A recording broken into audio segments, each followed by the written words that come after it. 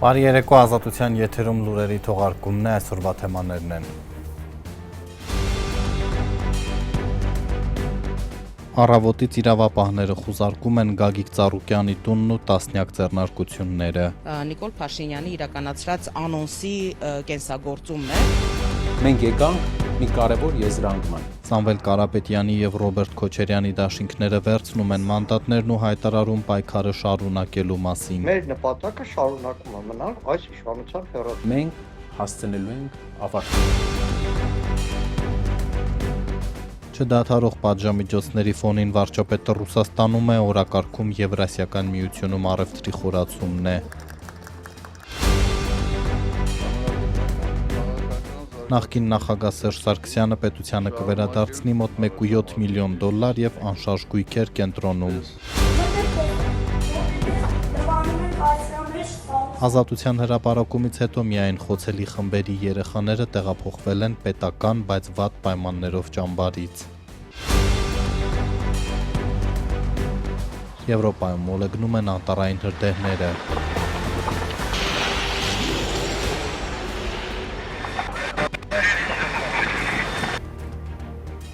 Եվ այսպես ընտրությունների արդյունքներն ուժի մեջ մտնելուց ժամեր անց իրավապահները մտան Գագիկ Ծառուկյանի տուն ու բիզնեսներ, հաշված ձայներով խորհրդարան չանցած Բարգավաճ Հայաստանի մեծահարուստ առաջնորդի գրեթե ամբողջ կարողությունը առավոտից խուզարկվում է, նա վարչապետի թիրախում էր քարոզարշավից սկսած։ Նիկոլ Փաշինյանը խոստանում էր բանտ ուղարկել Ծառուկյանին, նրա առանձնատունն էլ դարձնել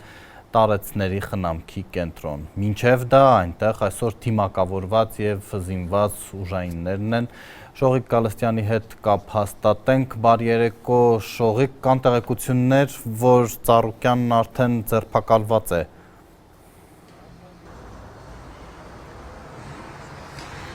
Բարի երեկո Կարլեն, բարի երեկո հարգելի հեռուստադիտողներ, այո, րոպեներ առաջ ազգային անվտանգության ծառայության աշխատակիցները եւ քննչական կոմիտեի աշխատակիցները դուրս եկան Գագիկ Ծառուկյանի առանձնատնից, գլխավոր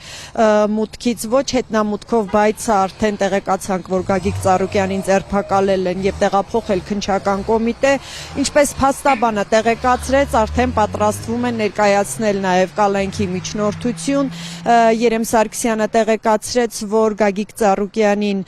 մեղադրանք է առաջադրվելու, արդեն հայտնել են, որ 2 հոդվածներով, խարդախության եւ փողերի լվացման հոդվածներով, քիչ անց արդեն քննչական կոմիտեում նրան կներկայացվի մեղադրանքը եւ քրեական հետապնդում հարուցելու մասին որոշումը, փաստաբանը սա եւս տեղեկացրեց, իսկ թե ինչ քրեական գործի մասին է խոսքը, առաջարկում է մանրամասները լսել հենց Երեմ Սարգսյանից։ Դրանքները մի քիչ շատ ծիծաղալու եւ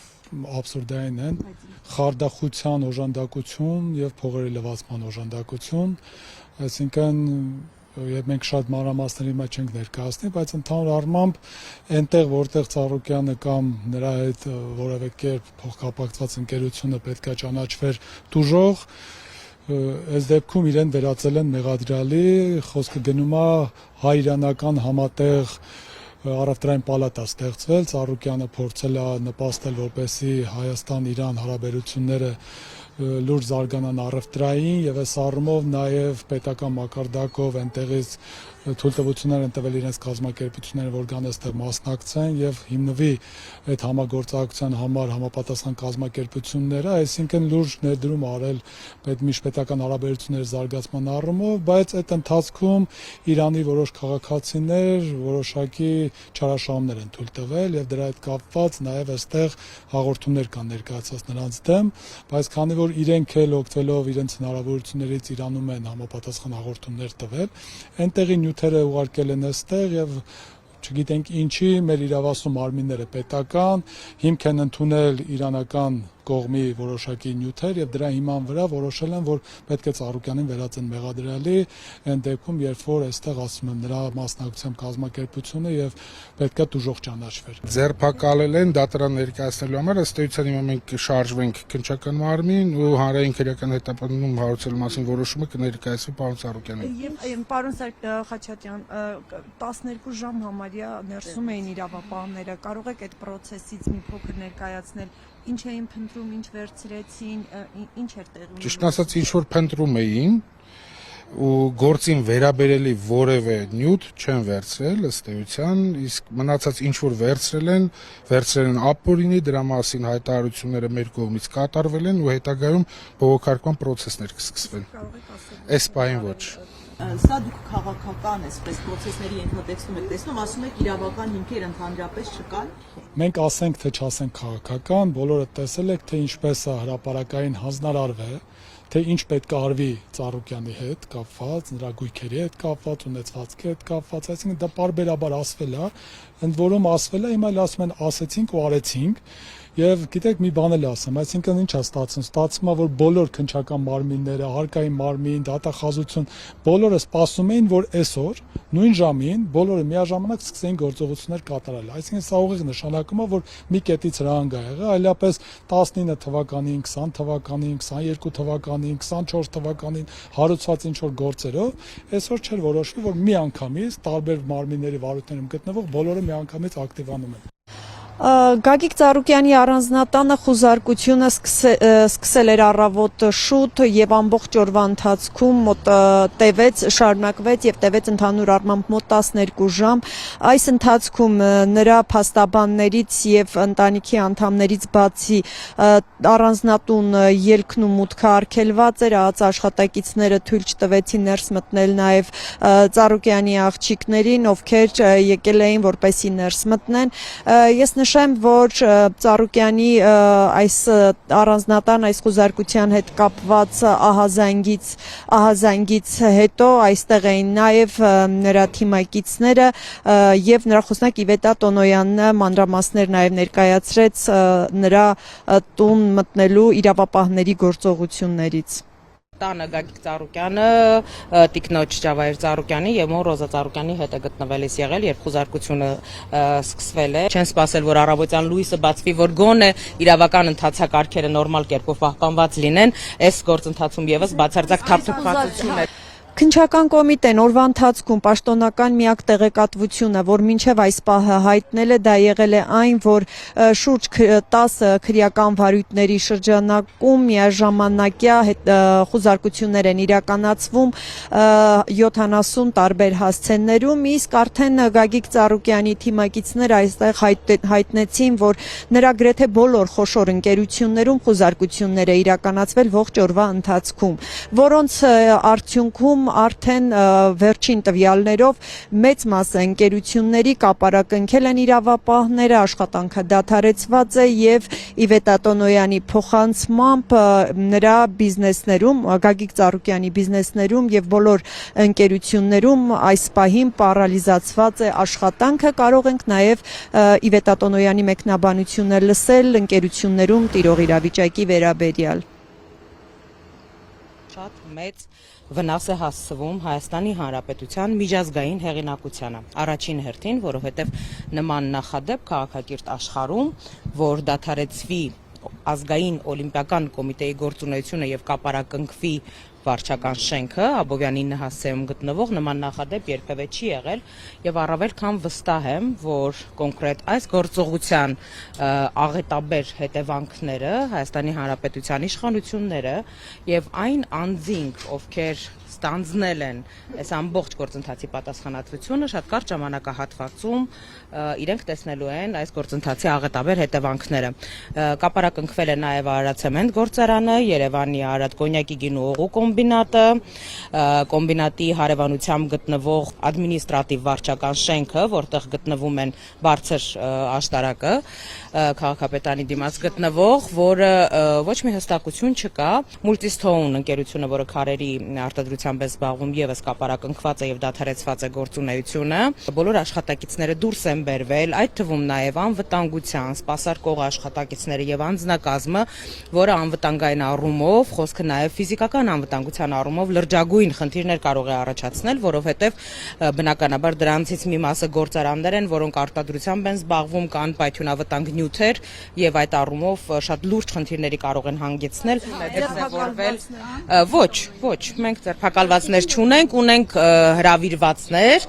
տարբեր ձևաչափով այսպես հարցաքննությունների մասնակցելու։ Թե Գագիկ Ծառուկյանի մամուլի խոսնակը, թե նրա մյուս թիմակիցները այստեղ լրագրողների հետ ճեպազրույցում պնդեցին, որ այս ամբողջ գործընթացը կապ ունի նախընտրական եւ հետընտրական փուլում Գագիկ Ծառուկյանին ուղղված վարչապետ Նիկոլ Փաշինյանի զգուշացումների եւ ինչպես իրենք էին ասում սպառնալիքների հետ։ Նրանք նշում էին, որ պնդում էին, որ իրավապահները գործել են եւ այսօր գործեցին Նիկոլ Փաշինյանի հրահանգով, իսկ Նիկոլ Փաշինյանը նախընտրական փուլում նաեւ ընտրություններից հետո չէր թաքցնում իր ուղիղ հայտարարություն եւ ուղիղ էր հայտարարում, որ Գագիկ Ծառուկյանին բանտ է նստեցնելու եւ այդ սպառնալիքները նա հնչեցրել էր նաեւ նախընտրական բուն քարոզարշավի ընթացքում, ինչպես Ծառուկյանին, այնպես էլ ընդդիմադիր մյուս առաջնորդներից Ռոբերտ Քոչարյանին եւ Սամվել Կարապետյանին նույն սպառնալիքներն էր ուղղում վարչապետը պարբերաբար եւ Ծառուկյանի թիմակիցները այսօր շեշտում էին, որ հենց այդ սպառնալիքները իրագործելով են այժմ զբաղված իրավապահ մարմինները։ Տնտեսական ու քաղաքական այս ռեպրեսիաները, որոնք այս պահին եւ այսօր կյանքի են կոչվում Գագիկ Ծառուկյանի նկատմամբ, սրանք ընդհանրապես նախընտրական քարոզարշավի ընթացքում Նիկոլ Փաշինյանի իրականացրած անոնսի կենսագործումն է, որովհետեւ տարբեր այսպես նախադեպեր ունեցել են եւ ականատես են եղել, որ Նիկոլ Փաշինյանը այսպես քաղաքական հաշվեհարդարների վերաբերյալ անոնսներ է անում, այնուհետեւ այս կամ այն պատկան մարմինը եւ կառույցը կենսագործում է Նիկոլ Փաշինյանի ցանկություն հանձնարարական։ Այստեղ փաստաբանները նաև հայտնեցին, որ մի քանի կենդանիների են քնացրել եւ պատրաստվում են նրանց տեղափոխել, իսկ Իվետա Տոնոյանը տեղեկացրեց, որ առյուծները այդ կենդանիների թվում են նրանց այն տարածքից, որ կենդանիները պահվում էին, պատրաստվում են տեղափոխել ամենայն հավանականությամբ կենդանաբանական այգի։ Կարլեն Շնորհակալություն Շողիկ, ես հիշեցնեմ, որ Գագիկ Ծառուկյանը քիչ առաջ տեղափոխվել է քննչական մարմին, նրան մեղադրանք են առաջադրելու, կլինի արդյոք նաև խափանման միջոցի միջնորդություն, դեռ հայտնի չէ, տեղեկություն ստանալուն պես այս թեմային դեռ կվերադառնանք։ Սահմանադրական դատարանի որոշումից, այսինքն ընտրությունների արդյունքներն ուժի մեջ մտնելուց հետո էլ Վլադիմիր Պուտինը դեռ չի շնորհավորել Նիկոլ Փաշինյանին, ավելին նախընտրական շրջանում սկիզբ առած տնտեսական սահմանափակումները չեն դադարում, իրացման թեժ սեզոնին փաստի առջև կանգնեցնելով հայաստանցի արտադրողներին։ Այս մթնոլորտում է վերընտրվելուց հետո առաջին այցով վարչապետը մեկնել Ռուսաստան։ Конечно же, мы заинтересованы в нашем участии Евразийском. Հայաստանը հետաքրքրված է ԵԱՏՄ մասնակցությամբ եւ ուզում է զարգացնել հարաբերությունները Ռուսաստանի հետ։ Միխայել Միշուսինի հետ հանդիպմանն այսօր հայտարարեց Նիկոլ Փաշինյանը։ Հունիսի 7-ի խորհրդարանական ընտրություններից հետո սա Հայաստանի վարչապետի առաջին աշխատանքային այցն է Ռուսաստան։ Եկատերինբուրգ քաղաքում Փաշինյանը մասնակցում էր Ինոպրոմ միջազգային ցուցահանդեսին, որի շրջանակում էլ հանդիպեցին երկու երկրների կառավարությունների ղեկավարները։ Как до выборов, так и после выборов мы настроены на Ինչպես մինչև ընտրությունները, այնպես էլ ընտրություններից հետո մենք մտադիր ենք զարգացնել մեր հարաբերությունները Ռուսաստանի հետ։ Մենք հետաքրքրված ենք ԵԱՏՄ-ում մեր մասնակցությամբ։ Евразийском экономическом союзе. Փաշինյանի այցը Եկատերինբուրգ հաջորդեց վերջին ամիսներին Ռուսաստանի կողմից հայկական ապրանքների արգելափակման որոշումներին, ինչի հետևանքով բազմաթիվ հայաստանյան ընկերություններ զրկվեցին իրենց արտադրանքը Ռուսաստան ու նաև այդ երկրի տարածքով այլ երկրներ արտահանելու հնարավորությունից։ Գյուղմթերքի, ձկնամթերքի, խմիչքների ու ծաղկի արտադրությամբ զբաղվող բազմաթիվ հայկական ընկերություններ, որոնք իրենց արտադրանքը արտահանում էին Ռուսաստան, վերջին շրջանում մեծ կորուստներ են կրում։ Թերևս նաև հենց այս հանգամանքը հաշվի առնելով Փաշինյանն այսօր Ռուսաստանի վարչապետի հետ հանդիպման հրապարակային մասում հատուկ շեշտեց. ԵԱՏՄ համաձայնագրով նախատեսված դրույթները պետք է գործեն։ Շահագրգռված ենք, որ այն մեխանիզմները, որոնք նախատեսվում են ԵԱՏՄ համաձայնագրով, աշխատեն պլանավորված ռեժիմի համաձայն։ Կարծում եմ, որ դա ԵԱՏՄ հետագա զարգացման շահերից է բխում։ в интересах дальнейшего развития Евразийского экономического союза. Փաշինյանն ի դեպ մինչև Ռուսաստան կատարած այցը վերջերս սուր քննադատության էր ենթարկել ԵԱՏՄ-ին, ասելով, որ այս կառույցը հիմնված է ֆինանսների, ապրանքների եւ աշխատուժի ազատ տեղաշարժի վրա։ Եթե դա չկա, նշանակում է Եվրասիական տնտեսական միություն չկա, ասել էր Փաշինյանը։ Հայաստանի վարչապետն այսօր ռուս գործընկերոջը փոխանցեց այս հանդիպումը, որը տեղի է ունենում հայաստանյան խորհրդարանական ընտրություններից հետո լավ առիթ է դիրքորոշումները համաձայնեցնելու համար։ В последнее время появились некоторые проблемные вопросы. Վերջին շրջանում մի շարք խնդիրներ են ի հայտ եկել եւ ես հույս ունեմ, որ մենք կքննարկենք ու կլուծենք այդ հարցերը։ Ինչպես ասացի, մենք կառուցողական ենք տրամադրված, որպեսզի քննարկենք ու պարզաբանենք բոլոր հարցերն ու նյուանսները։ Հույս ունեմ, որ այսօրվա բանակցությունների արդյունքում մեզ կհաջողվի կոնկրետ հարցեր լուծել։ Нам удастся решить конкретные вопросы. Ուշագրավ է, որ խոսելով հունիսի 7-ի խորհրդարանական ընտրությունների մասին, Ռուսաստանի վարչապետն այսօր հանդիպման հրապարակային մասում այդպես էլ չշնորհավորեց Նիկոլ Փաշինյանին ընտրություններում տարած հաղթանակի կապակցությամբ։ Ռուսաստանի նախագահ Վլադիմիր Պուտինը մինչ այս պահը չի շնորհավորել Փաշինյանին։ Պաշտոնական Մոսկվան հայտարարել է, թե սպասում են ընտրությունների պաշտոնական արդյունքների հրապարակմանը։ Այդ արդյունքները կենտրոնական ընտրական հանձնաժողովը հրապարակեց հունիսի 14-ին, իսկ սահմանադրական դատարանը դրանք հաստատեց հուլիսի 4-ին։ Միշուսինը իր հրապարակային ելույթում չանդրադարձավ նաև հայկական ապրանքների սահմանափակումներին, փոխարենը հույս հայտնեց, որ Հայաստանի կառավարությունը կշարունակի հարմարավետ պայմաններ ստեղծել ռուսական ներդրողների համար։ Սա ձեր առաջին արտասահմանյան այցն է հունիսի 7-ին տեղի ունեցած խորհրդարանական ընտրություններից հետո։ Հույս ունենք, որ ընտրությունների արդյունքում Հայաստանի նոր ձևավորվերի կառավարությունը կապահովի հայ-ռուսական հարաբերությունների զարգացումը բարեկամության, բարեդրացիության ոգով, փոխադարձ հարգանքի եւ միմյանց շահերի հարգմամբ։ Միշուսինը նշեց, որ չնայած համաշխարհային տնտեսական ցնցումներին, Ռուսաստանը Հայաստանի հետ արտաքին առևտրի գործընկերների եւ ներդրողների շարքում զբաղեցնում է առաջին տեղը։ Թվարկեց հանքարդյունաբերության, մեքենաշինության, տրանսպորտային, էներգետիկ, ներառյալ ատոմային էներգիայի ոլորտներում համագործակցությունը։ Կարևոր է, որպեսզի Հայաստանի կառավարությունը շարունակի հարմարավետ պայմաններ ստեղծել ռուսաստանյան ներդրողների համար եւ ապահովի նրանց իրավունքներն ու շահերը։ Նիկոլ Փաշինյանը դեռևս ապրիլին խոսել էր հայկական երկաթուղու ռուսական կառավարումը այլ երկրի փոխանցելու անհրաժեշտության մասին։ Հայաստանի ղեկավարի համոզմամբ ռուսական կառավարման պատճառով տարածաշրջանային ապաշրջափակման ընդհանուր համատեքստում Հայաստանը կորցնում է մրցակցային առավելությունը։ Մոսկվայից կոշտ էին արձագանքել։ Երևանի այս հայտարարությունը որակելով տարօրինակ շեշտել էին, որ կոնցեսիան հնարավոր գնորդներին կարժենա առնվազն $250 միլիոն։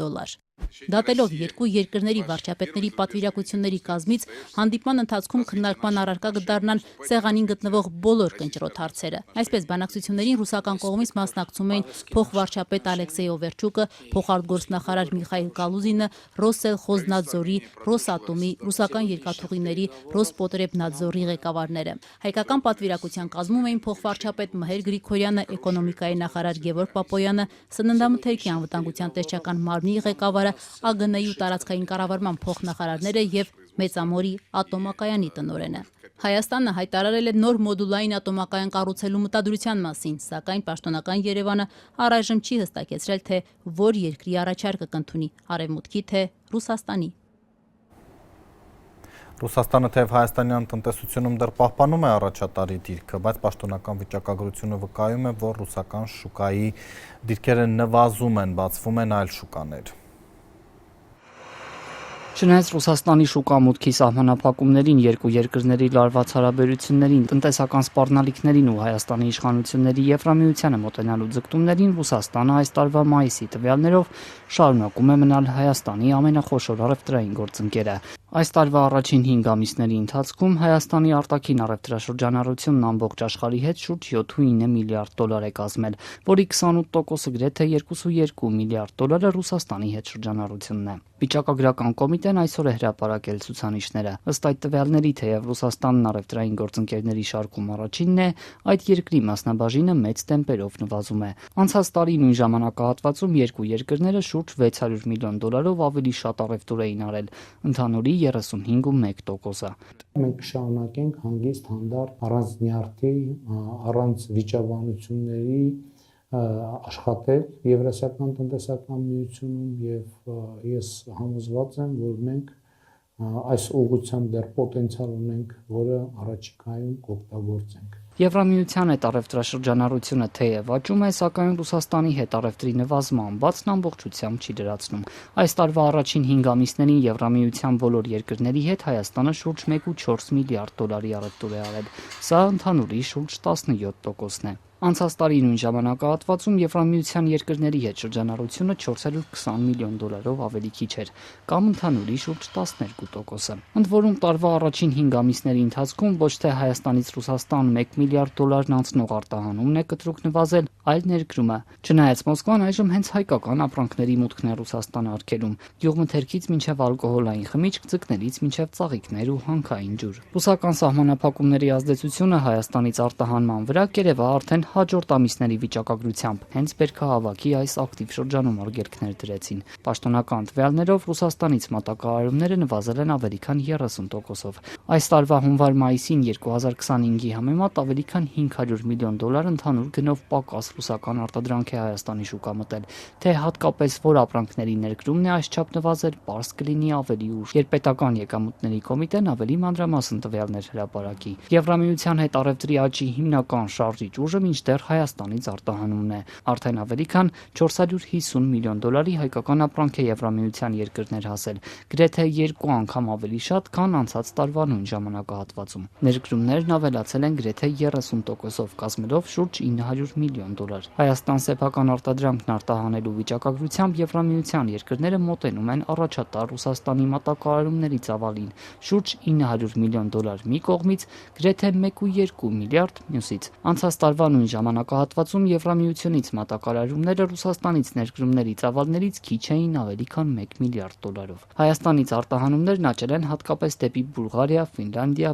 Բելգիա, Ավստրալիա, Լեհաստան։ Մի շարք այլ երկրների հետ առևտուրը նույնպես ընդլայնվել է, սակայն օրինակ Հայաստանի գլխավոր քաղաքական գործընկերներից Ֆրանսիա հայկական ապրանքների արտահանումը ոչ միայն չի աճել, այլև նույնիսկ նվազել է։ Vive l'Arménie, vive la France, vive Գյումրի։ Կեցե Հայաստանը, կեցե Ֆրանսիան եւ կեցե Գյումրին։ Կեցե Հայաստանի Հանրապետությունը, կեցե Ֆրանսիայի Հանրապետությունը եւ կեցե Էմանուել Մակրոնը։ Vive Monsieur Macron։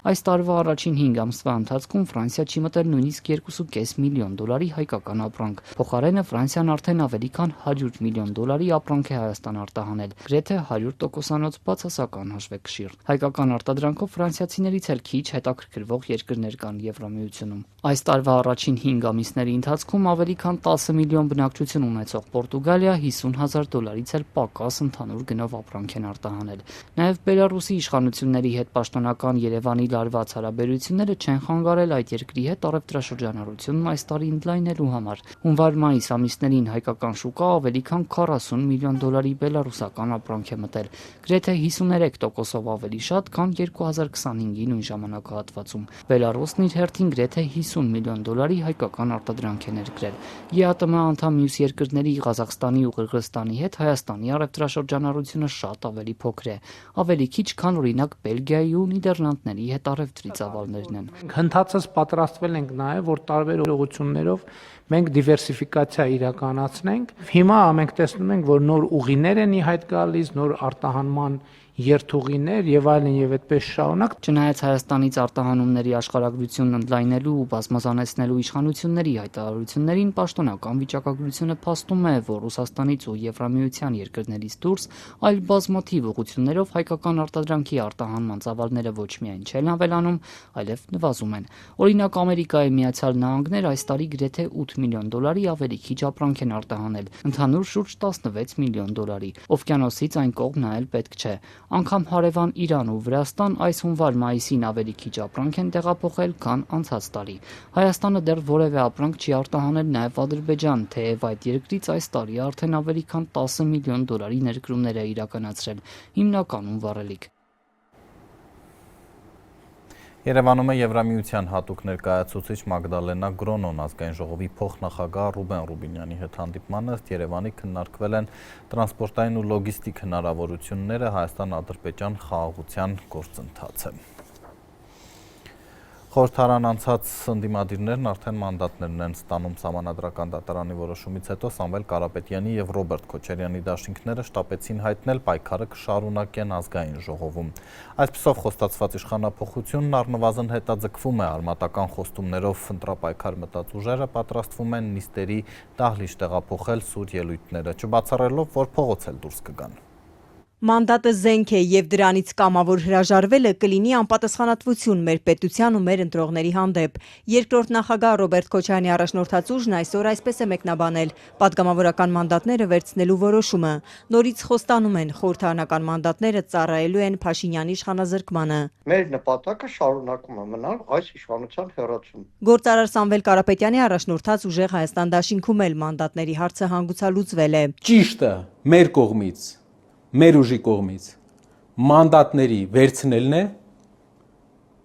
եւ ներկայացվածությունն է ազգային ժողովում, որպիսի ապահովի այն ներկայությունը, որը վաղը կաջակցի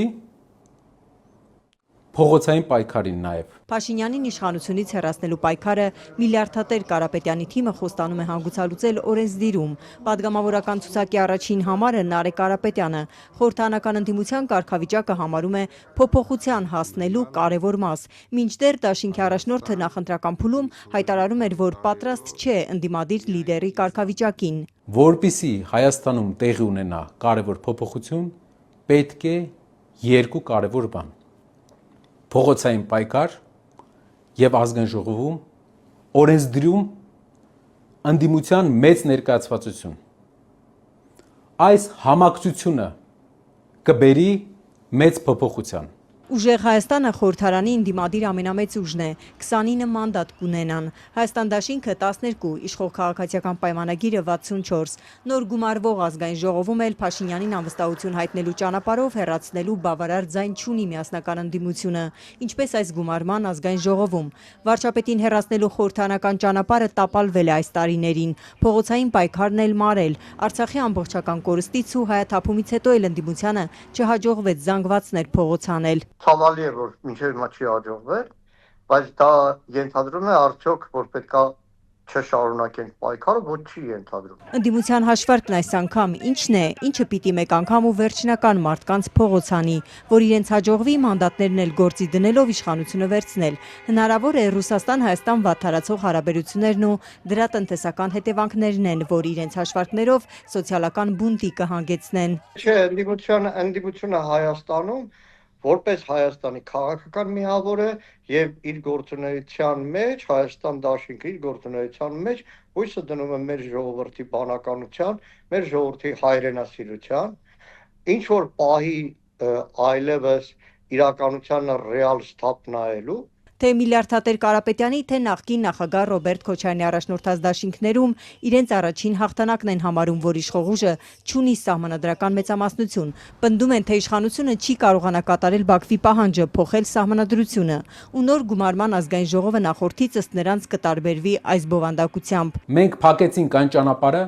որով Փաշինյանը ցանկանում էր ստանալ սահմանադրական մեծամասնություն եւ իրականացնել իր քաղաքական ծրագրերը։ Նարեկ Կարապետյանն էլ մանդատը կվերցնի ու խորհրդարան կգնա։ Ընդդիմադիրներին անհամբերությամբ են սպասում իշխանականները։ Ազգային ժողովի խոսնակի ԿՊԱ-ական թեկնածուն արդեն հայտարարել է ինչու։ Իսկ բոլոր նրանք, ովքեր այս տարիների կամ ամիսների ընթացքում իրենց լեզվին ազատություն են տվել եւ հատել են մարդկային պարկեշտության բոլոր սահմանները, այն նրանց մենք առանձնահատուկ ողջավորությամբ ենք սպասում ազգային ժողովում եւ քաղաքականապես ոչնչացնելու ենք կրկին մինչեւ վերջին մարտը։ Սպասում ենք։ Պատգամավորները մանդատները կստանան հուլիսին, թե կոնկրետ որ օրը կենտրոնական տրական հանձնաժողովից դեռ չեն հստակեցնում։ Օգոստոսի 2-ին 9-րդ գումարման ազգային ժողովի առաջին նիստն է։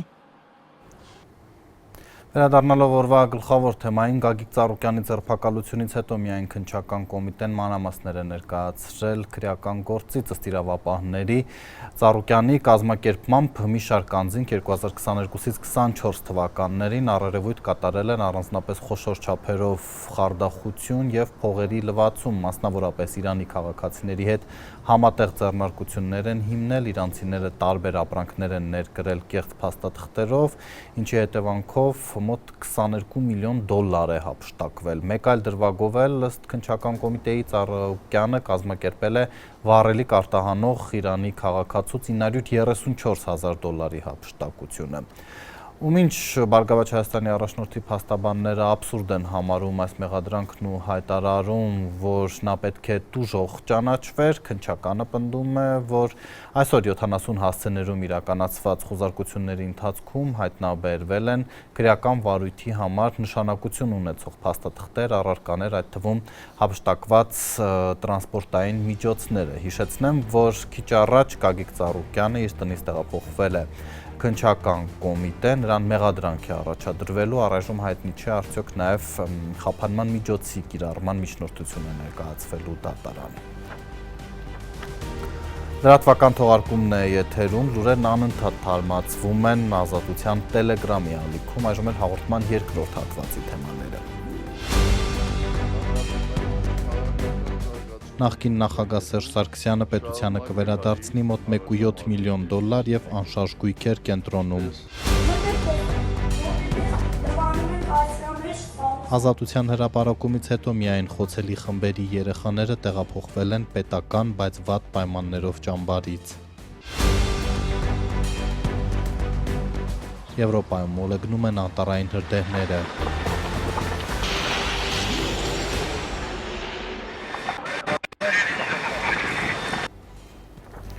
Որպես ապօրինի գույք Սերժ Սարգսյանից դատարանի վճռով հօգուտ պետության կբռնագանձվի շուրջ $630 միլիոն կամ ավելի քան $1.7 միլիոն, ինչպես նաև մի քանի անշարժ գույք Երևանի կենտրոնում։ Գործով անցնում են նաև երրորդ նախագահի դուստրերը, Սարգսյանի փաստաբանը ապօրինի եւ արհեստացին էր որակել այս հայցը։ Կրկին Երևանում շինարարական փոշու շինաշխատանքների պատճառով խցանումների մասին մասնավոր ընկերությունները չեն ենթարկվում կանոններին, այսօր անգամ քաղաքապետն է խոստովանել։ Ես ուզում եմ տեսնել վարչարարական տերոր։ Քաղաքապետ Տիգրան Ավինյանն այսօր զայրացավ, երբ իր խորհրդական Կամո Արեյանը խոսեց Երևանում փնթի շինարարության եւ ճանապարհներին ընթացող աշխատանքների ձգձգումների մասին։ Պետքա բողոքներ, լաց, չգիտեմ, բոլոր տեսակի, բոլոր ինստանցիաներով գրեն է շինարարները, ասեն, վայ, մեզ սպանում են, այս սպանեք դրանց։ Այդ փնթիությունը պետք է այս քաղաքից վերանա։ Հատկապես Պարոնյան Պրոշյան հատվածում ընթացող աշխատանքներն էին քաղաքապետի կոշտ արձագանքի պատճառը։ Այս հատվածում ջրային պետական կոմիտեն ջրամատակարարման խողովակների հետ կապված աշխատանքներ է անում կապալառու ընկերությունների միջոցով։ Կամո Արեյանի զեկույցին ի պատասխան, որ աշխատանքները ձգձգվում են, ծավալները բավարար չեն, Ավինյանը հայտարարեց, թե պետք է պատժել անբարեխիղճ ընկերություններին։ Հիմա ուզում եմ հասկանալ, արդյոք այդ շինարարը, որը Պրոշյան փողոցը պարալիզացրել է, որ ապրիլ ամսից պետք է դուրս գար, որ մենք կարողանայինք Երևան կամուրջը սկսեինք, այսինքն գոնե քաղաքում ինչ որ մի կետեր ավարտած լինեինք, հետո ինչ որ այլ կետեր սկսած լինեն։ Ջրային կոմիտեի մեր գործընկերները պայմանագրային տեսանկյունից իրենց պահանջները ներկայացրել են, տուգանքի ենթարկել են այդ ընկերոջը, թե չէ։ Պարոն քաղաքապետ, մենք ենք տուգանել, վերջի անգամ ձեր ահազանգից հետո առանց չափազանցության մեր պարտքն է արել են, գրեթե 2 օրը մեկ անձամբ տեղում եմ պարոն Կարոյանի հետ եւ ամենակոպիտ չասեմ, վերջնագրով խոսակցություն է եղել եւ խնդրել եմ մեր գործընկերներին ի սեր Աստծո, տեր կանգնեք ձեր կապալառուին, կամ պատժեք, կամ ծրագիրը հանեք այս վիճակից։ Նույն փնթիությունը անում է տեղսկիչը։ Ջրային պետական կոմիտեի հանրային կապերի պատասխանատու Աղունիկ Հովանիսյանն ասում է, Պրոշյան եւ Պարոնյան փողոցներում երկու տարբեր ընկերություններ են իրականացնում շինաշխատանքները եւ ժամկետների խախտում կա միայն Պրոշյան փողոցում։ Պարոնյան փողոցում պայմանագրով մինչեւ նոյեմբեր պիտի աշխատանքները շարունակվեն, իսկ Պրոշյան փողոցում այո, դեռ ապրիլին պիտի ավարտված լինեին, բայց աշխատանքները չեն ավարտել անգամ լրացուցիչ ժամկետում, քանի որ բազմաթիվ օբյեկտիվ խնդիրներ են ի հայտ եկել։ Դրանցից մեկը մայիսին Երևանում կազմակերպված Հայաստան-Եվրամիություն երկկողմ գագաթնաժողովն էր, որի պատճառով աշխատանքները հետաձգվել են։ Այնուամենայնիվ այդ ընկերությունը տուգանվել է։ Պայմանագրով աշխատանքների ավարտը նախատեսված էր ապրիլին, բայց շինթույլտվությունը ավելի ուշ է ստացվել եւ շինաշխատանքներն էլ բնականաբար սկսվել են շինթույլտվությունը ստանալու օրվանից։ Այդ պայմանագրի դրույթներից մեկի համաձայն ջրային կոմիտեի կողմից 40 օրով երկարաձգվել էր ժամկետը, այսինքն շինարարի մեղավորությամբ դա չի եղել։ Բացի այդ, աշխատանքների բնականոն ընթացքը խոչընդոտվել է մի շարք օբյեկտիվ հանգամանքներից ելնելով։ Օրինակ, մայիսին Եվրամիության գագաթնաժողովների դրա շրջանակում իրականացված միջոցառումների պատճառով որոշ ժամանակ դադարեցվել է իրենց աշխատանքը։ Ահա, երբ կավարտվեն այդ երկու փողոցներում աշխատանքները։ Պարոնյանում կավարտվի այս տարվա նոյեմբերին, իսկ Պրոշյանը այս խնդրահարույցը, որ ժամկետը երկարաձգվել է եւ ուշացումներ կան, ըստ նախնական գնահատականի պիտի որ ավարտվի աշնան առաջին ամսին սեպտեմբերին։ Մինչ քաղաքապետարանն ու ջրային պետական կոմիտեն հեռակավեճի մեջ են, Պրոշյան եւ Պարոնյան փողոցներում մշտական խցանում է։ Տարբեր հատվածներում աշխատում են բանվորներն ու տեխնիկան ու տեղ-տեղ փակցված է երթևեկությունը 20 կմ/ժ-ով սահմանափակող նշանը։ Մեքենաները սակայն ցանկության դեպքում էլ չեն կարող մեծ արագություն բացել։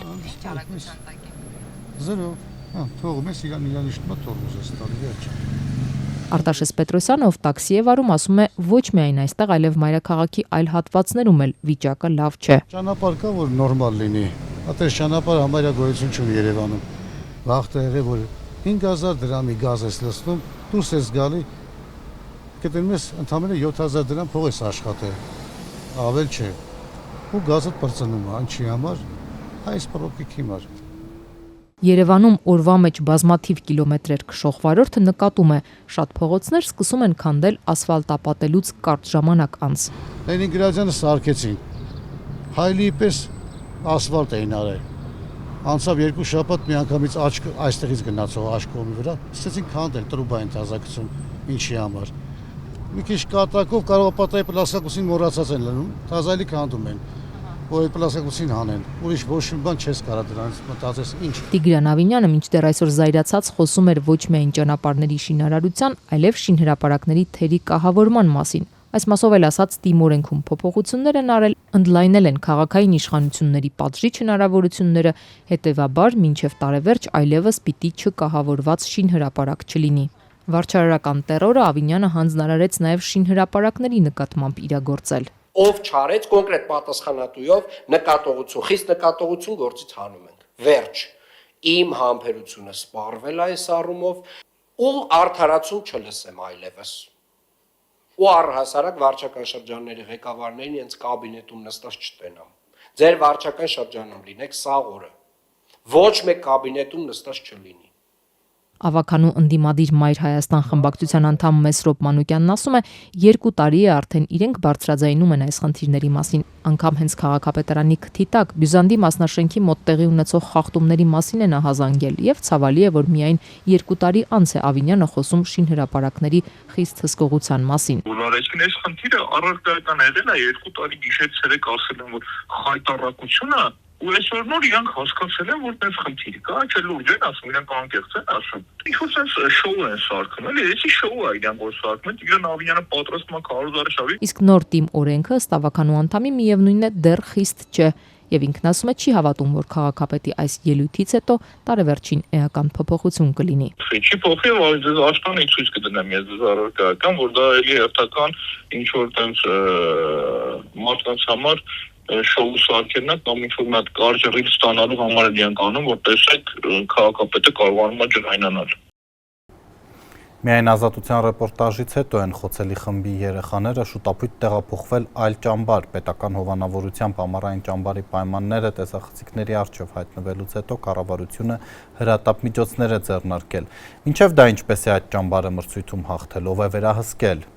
Իմ երեխեն ասում է ես չեմ լողացել ու իրոք այնքան կեղտոտ էր իմ երեխեն։ Արմավիրցի Լիդա Գալստյանը 3 է այցելել վարչապետի հովանավորությամբ ամառային ճամբար մեկնած որդուն։ Հիմա հանգիստ է 8-ամյա տղան թե լողացել է, թե կշտացել։ Նա Ծաղկաձորի աղբյուր ճամբարում չարչարված 250 երեխաներից մեկն է։ Բոլորին ազատության տեսանյութից հետո տեղափոխել են այլ ճամբարներ։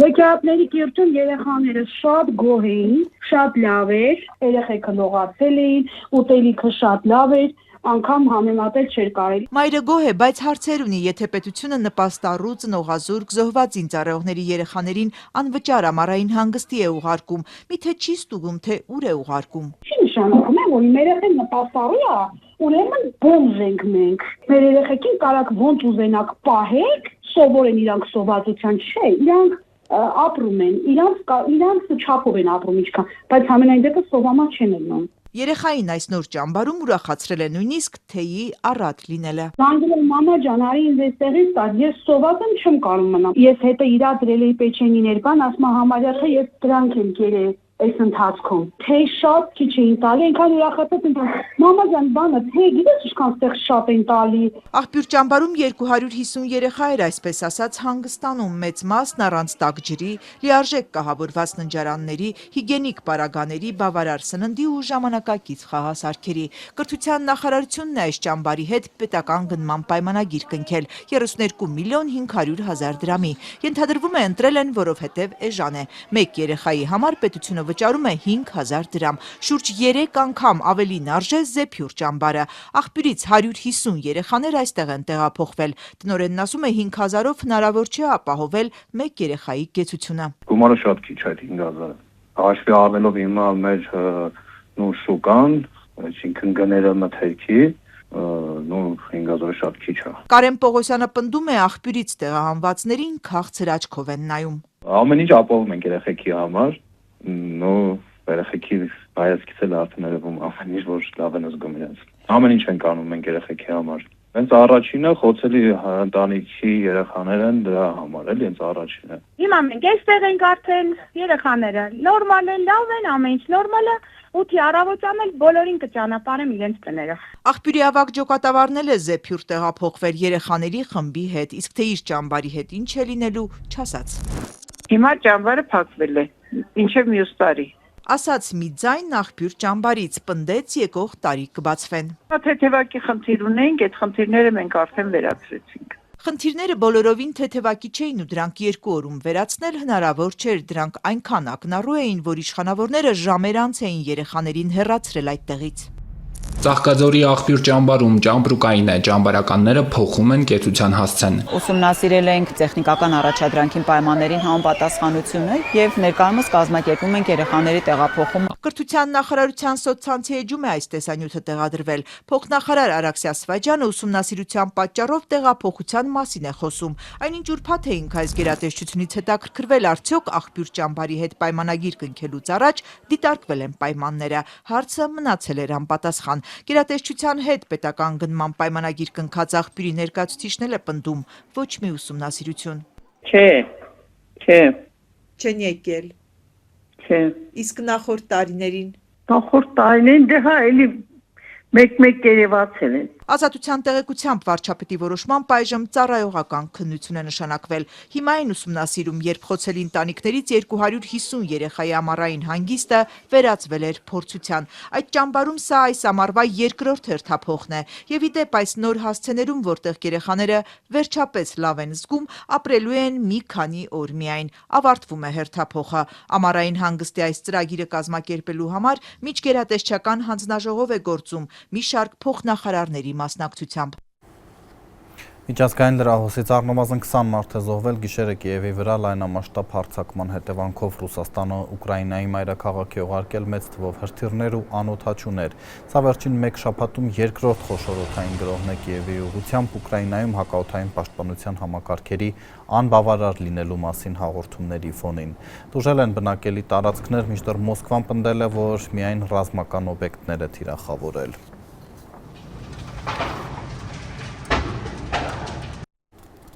Ուկրաինական ճգնաժամը քննարկվելու է վաղը Թուրքիայում մեկնարկող ՆԱՏՕ-ի ամենամյա գագաթնաժողովում Անկարա է մեկնելու նաև Միացյալ Նահանգների նախագահը, որը խիստ քննադատում է Հյուսիսատլանտյան դաշինքի անդամներին Իրանի դեմ ռազմական գործողություններում Վաշինգտոնին չաջակցելու համար։ Նախատեսված են Դոնալդ Թրամփի հանդիպումները Թուրքիայի եւ Ուկրաինայի առաջնորդների հետ։ Միացյալ Նահանգների նախագահն ասել է, որ Ուկրաինայում հակամարտության կարգավորման հարցը ավելի մոտ է, քան մարդիկ պատկերացնում են, տեղեկացնելով, որ շատ լավ հեռախոսազրույց է ունեցել Վլադիմիր Պուտինի հետ։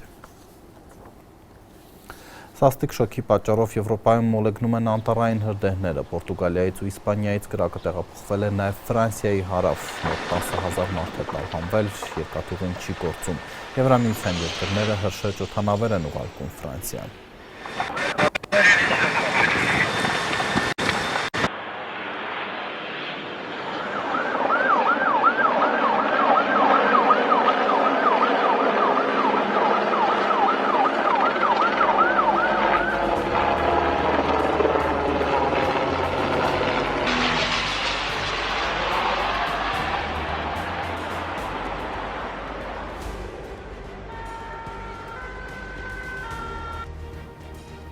Օրվա մյուս լուրերի համար բաժանորդագրվեք Ազատության էջերին սոցցանցերում կհանդիպենք։